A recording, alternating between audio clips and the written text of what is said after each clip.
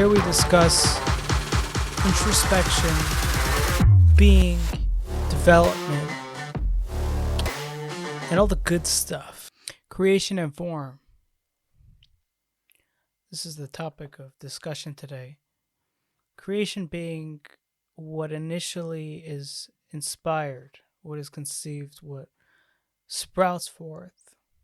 And form is taking that which sprouts forth and forming it in a different direction or in a dedicated direction or whatever type of form you choose. Now, these two concepts of creation and form is a frame, a purview, a lens of which to see the world. Now, it is a little convoluted in its aspect of being a generality. And I was warned when we were discussing, let's say, the four elements, the fire, water, earth, and air. It's also a generality, and it's important to note because it doesn't speak to every regard. And it's by one narrative, but not all narratives. It's one story. Like, I heard someone speak on a podcast, and they were proving that narratives are wrong. Sorry to digest for a second. They were proving that narratives were wrong, and their proof was that someone could be deeply in love in the deepest intimate relationship of their life and truly happy in that space and finally getting their turn at life, and they could walk out of their house and get hit by a bus, right? And their proof obviously is that narrative structure of life finally getting to them is not being met, or it's being met wrongly, proving that somehow because a narrative fails, somehow all narratives are wrong. Well, first of all, the irony is that in itself, that argumentation is a narrative. Why is that? Because, well, why do you care about their failure of narrative, if not for your own narrative, about failure of narrative, which has a high, a low, meaning at one point you cared about narrative because you cared about this soon to be in this great romantic relationship, and you were following it, and by you caring about that narrative, you were disrupted by the fact that this narrative could fail. So you care about narrative. That's the high point of the story. It failed. That's the low point. And we're in discussion, which is a possible conclusion of that narrative. We don't know where it'll end up. It's in the midst of a narrative. Well, anyway, I don't know how we got to this, but this person was claiming such and such, and the argumentation I would say is that narratives hit head on. The week goes right through the day, and the day goes right through the week. Is it the sun rising, or is it the week ending?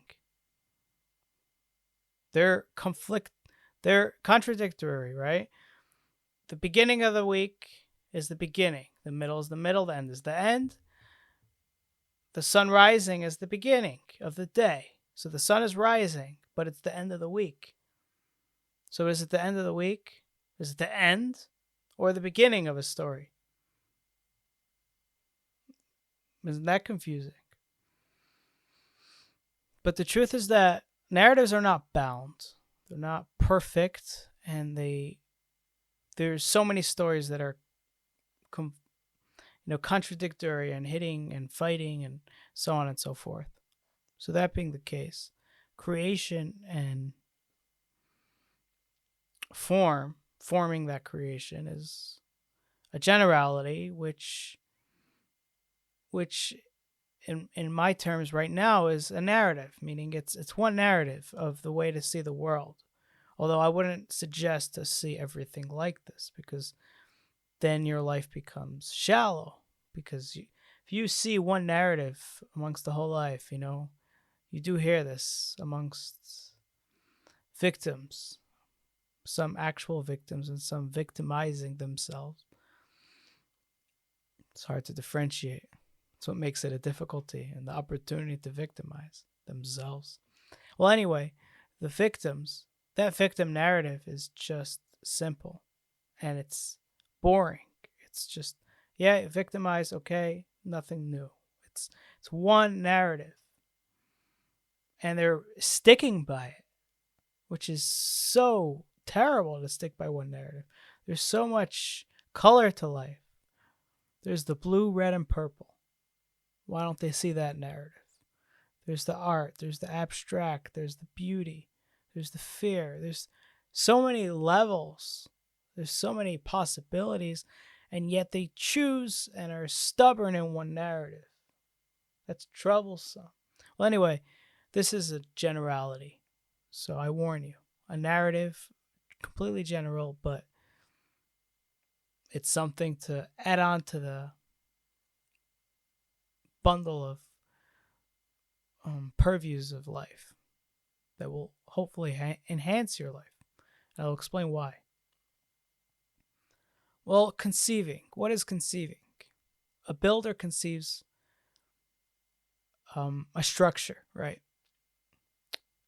But does a builder conceive a structure? Isn't it the visionaries? Isn't it the architect? Well, is it the architect? Or is it, a group of people way before the preliminary plans were drawn up that envisioned the building?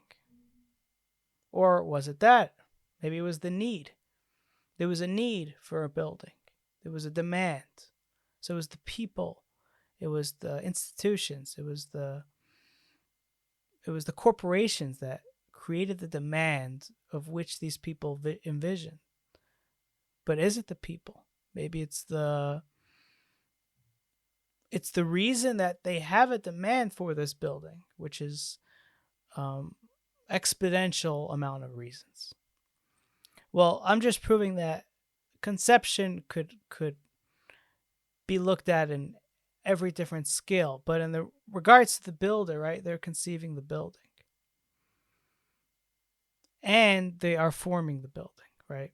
You build the structure, the mainframe. You build the interior. This is all conception. But then you have an interior designer, and then you have the color, and you're having the form that comes out. And then 10 years along in this constructed building, there's a reforming of that building, almost as if it's new, although it's the same building. It's reformed, it's repurposed. Notice the word purpose. It's repurposed. It's almost as if form could manipulate its original purpose and turn it into a new conception entirely.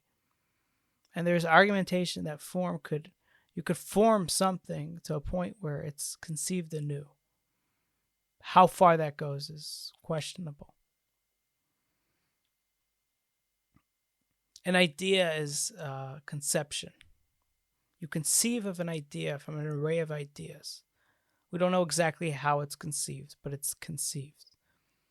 Then it's formulated, right? It's an idea. You have an idea that helping the elderly is an important value. It's an idea. Now you formulate it. What is elderly? Why the elderly? Why me? Isn't it an intrusion? And so on. Meaning you're formulating it to practicality, to the implementation of that. And then you could be living by that ideal, and then at some point say, well, maybe the youth have a vibrancy that needs to be tended to, or that I need focus in my day. And if I focus, allowing this distraction to disrupt my chain of thinking, I'm harming my thought process and disrupting the natural flow, which I find more important at the moment. Okay, so now you are formulating that or disrupting it. You could do this in any regard.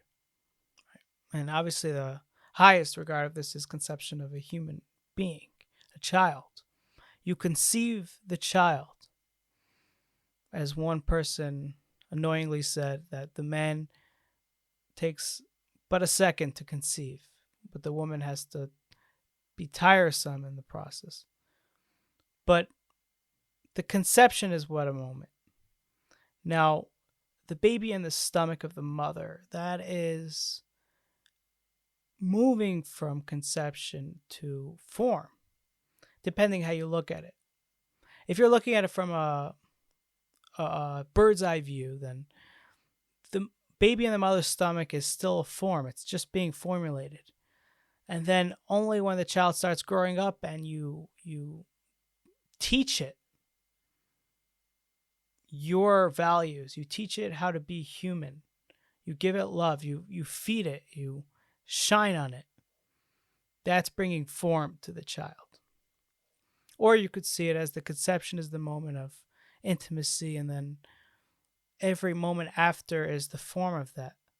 So the 9 months is form of that conception. And then the child rearing is form of that conception. Meaning that's a higher conception, a higher form of conception in the mother's stomach.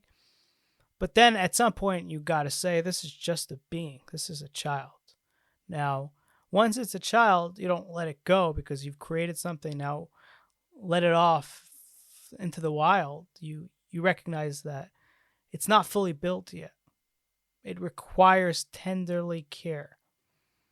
And if you hold that care back, the child will be messed up, whether you've created a diamond.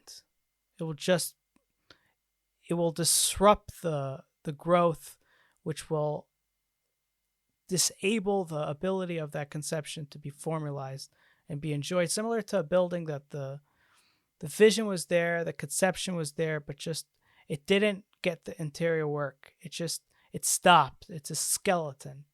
It almost looks like a graveyard. It's just gone. It's potential missed. So then you formulate and you child rear.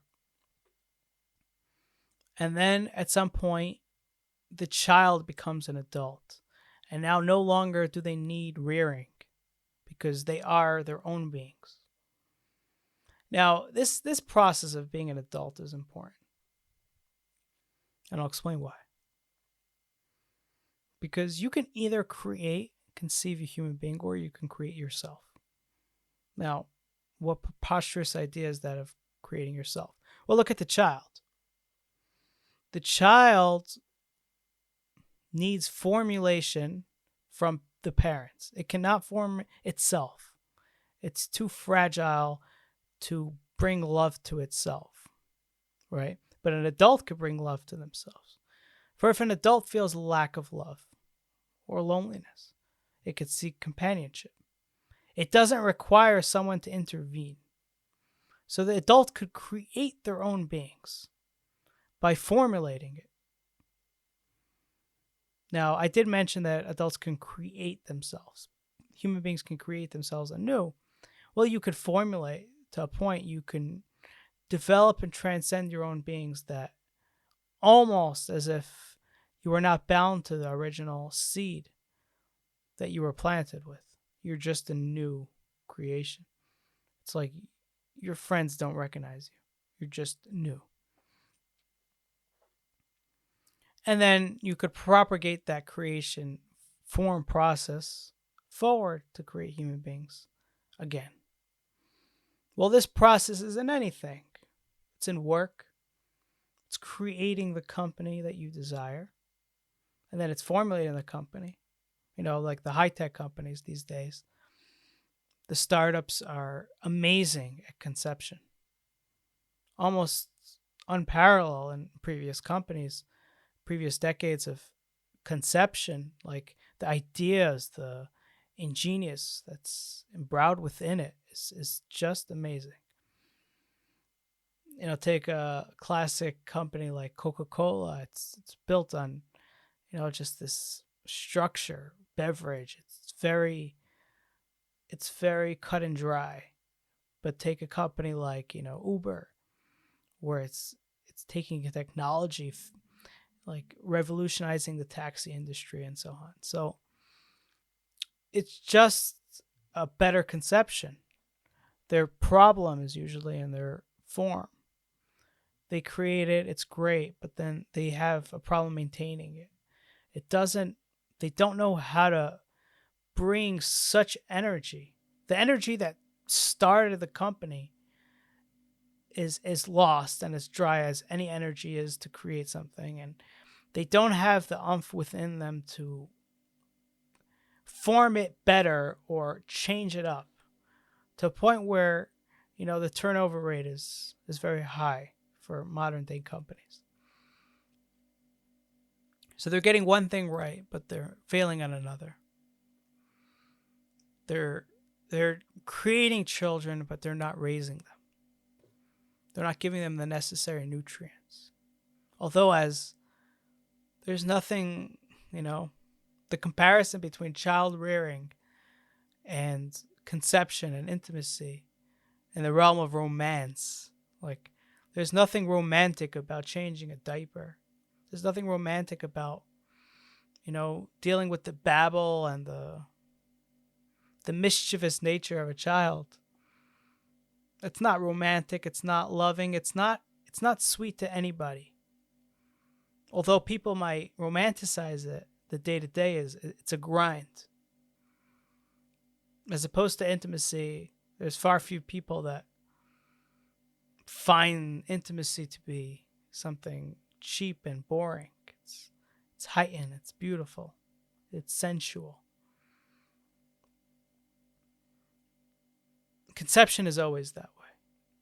And the rule of thumb is that the reason that forming a child is more difficult and uninteresting compared to intimacy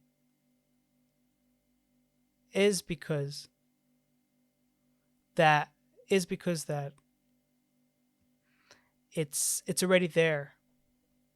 It's similar to the startup company. It's already there. So what do I have to offer to something that's already there? And the foolishness of this, the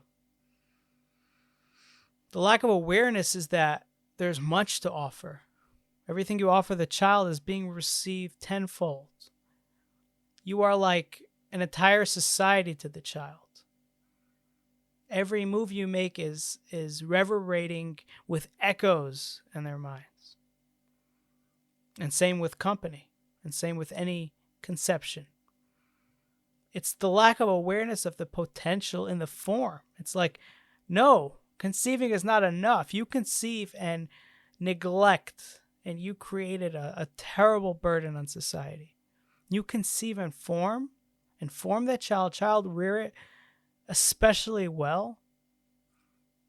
This child can produce the next revolution of goodness for society. That being the case, it's the lack of appreciation of that form. And you'll never get to the place where changing a diaper is as special as conception, because it ain't. But you can get to a place where it's in high regard. It's not a job, but a powerhouse of human experience and expression. For those more sensual, it's the greatest expression to formulate something like a human being that lives on more than anything else. So you got conception, then you got form, and you could see the world, you could see your tasks as such. I'll give you multiple examples. Let's say let's go easy. Let's start with art. Is buying the supplies for an art project or an art display, is buying those creation? Maybe it's not, maybe it is. It's definitely not like drawing art, like painting art. That is conception. But let's say once you're done the art project, or It's staying in your attic, and you choose to allow the world to have a gander at it and possibly pay and enjoy it. Is that creation? Surely not. You're sending it off to the world. But are you formulating it? Yes. You're giving name to it. You're giving properties to it. You're honoring it. You're honoring your work. You're formulating that work. Although it's not as beautiful and colorful as painting itself, because that is conception, it's still form. But then you could get into conception within the form. You're marketing your art. You're going to the shows. You're doing the work, the nitty gritty, the form of your art. You're building form of art. And within the art, within that project, you get to experience other people's arts. And you are conceiving anew something for the future. Not only that, but they ask you, what's the name of this piece? And you hadn't named it before. And you tell them it is, this and this name. You gave it name. That's creation. You named your creation. So you can always get back as you formulate. You will be able to have the opportunity to get back and create by naming it, by giving a narrative to it, describing it like you hadn't before, seeing it a new perspective that you hadn't, and so on. So what we're left is with two things: form and creation. Creation and form. The creation is the highest because everything flows from it and everything is bound to it. Whatever the marketing strategy is, you still have the art to contend with. The art won't change because that's the conception. So you could advertise it all day long and put it everywhere. But the conception is what will stand, and if that is received, it will be received, and if it's not, it won't. So conception matters. How to conceive something, and those moments, that is why they're heightened and special. The writing of the book, the art, the idea, the vision. Let's give another example. You're making a meal. You're producing a meal, right? Is shopping for the goods conception? Maybe, maybe not. But at some point, cooking that meal, you're conceiving food. Although the base food you didn't make, the raw chicken you didn't make, but you've conceived it to an entirely new being. It's this raw chicken, and now it's this special dish. And you've conceived it to such. Now you could also argue that no, there's no conception because there was base materials, but you can argue that with anything. There's no conception of a child because there's the being that you encompass that conceives, allows you to conceive, and so on. You could go back, and it's a rat race. But at some point, you have to frame. Again, this is a narrative, so you have to frame the story. You have to start somewhere. So we're starting at making the chicken, making the meal, and the conception is the meal. But now, as the meal is being served, you choose to formulate that approach, and you plate it in such a way, and you garnish it in such a way, and maybe you add some salt. You're formulating the food. You're giving credence to the food and naming it. As many reality cooking shows display that, performance, display of the end product is as important as the product itself. You can make a good dish, but it's not plated properly, and it spoils the recognition that that you get, because you are not formulating the creation that you made. So we won't accept that creation if you can't.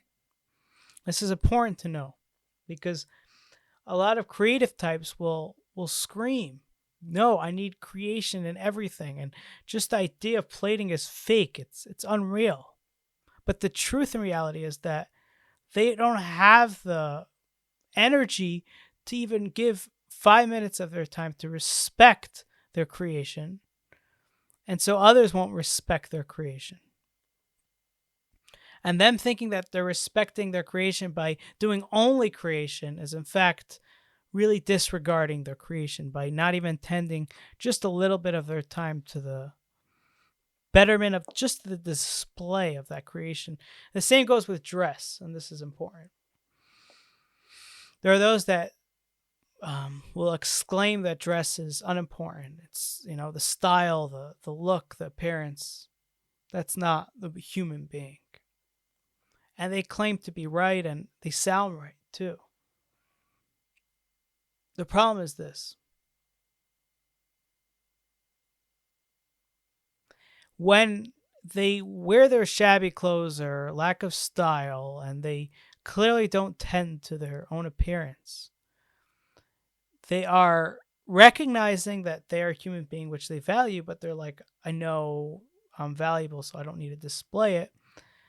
And doing such, they're not even tending to a couple minutes a day or a week to garnish the being which they encompass. So when they are claiming that they are truly valuing the human being for itself, by not dressing it properly, in fact, they are disregarding, because they are not even giving 2 seconds. And who doesn't have 2 seconds to just display this properly? And other people will notice that. And people don't respect people as much when they're not dressed in niceness. And you know what? It's not even in style. It's dressing that they took one moment of care. It's easy to notice someone who took 0 moments to get dressed in the morning and one who took 2 minutes. It's just that clear. And if they, society says, if they can't find 2 minutes to garnish the human being, then surely I shouldn't spend 2 minutes engaging with that human being. Or my engagement will be shallow. It won't be interesting, because they don't have what it takes to even, they don't have the awareness or the care to even value their own human being. So surely they won't value themselves or me. It's just this reciprocal process. Now, everybody's afraid of the other edge. The other edge is just, you all know those people. They dress the part, but they have nothing of vitality or goodness to offer. They're dry, and their dress is the most fanciful part of their being. These people understood this too well. They understood that. So they focused on it. They're like, okay, garnish, garnish, garnish. But then they didn't conceive. They formulated without, the conception is weaker than the formulation. I don't like going here because it's pretty dark, but, in conception of a human being, right? If the conception is in a cheap way, it's a one-night stand, it's in a drunken state of mind. Even if that formulation is great, it's like, yeah, I gave every ounce of strength to this child. They won't necessarily have that expansion that someone created in beauty and intimacy will have. So you're dealing with a limited structure when you let go of conception, only focus on formulation. It's like they dressed the part, but they got nothing. So they have to unlearn that, or recognize that conception is always greater than formulation. And that is true. Because as much as formulation could do, it has a limit bound to the conception of that, right? If you build the building such and such way, you could formulate it and restructure it and reconstruct it however you want. You're bound to that original conception. And if it's that terrible, you tear it to the ground. It's just too bad of a conception. And that being the case as well with us. It's recognizing that the conception is more important than the formulation, because everything sprouts from the conception. And that romantic notion of intimacy versus child rearing is true and real and makes sense. It shouldn't be the opposite. But that you need formulation in order to finish the job. And that formulation will display how you really cared about the conception. For if you walk into a building that has a great conception, but was just designed terribly, it looks hideous. Right away, your assumption is, okay, so this conception of a building is bad. It's just built on the wrong mindset, the wrong ideas. Because if it wasn't, they would have made a better effort to display it nicely. So a generality again, don't take this too seriously, but take it enough seriously. You got the general, you got the specific. This is a generality and in creation and formation. Thanks for listening. And if you would like to see the video version of this, check out my channel on YouTube.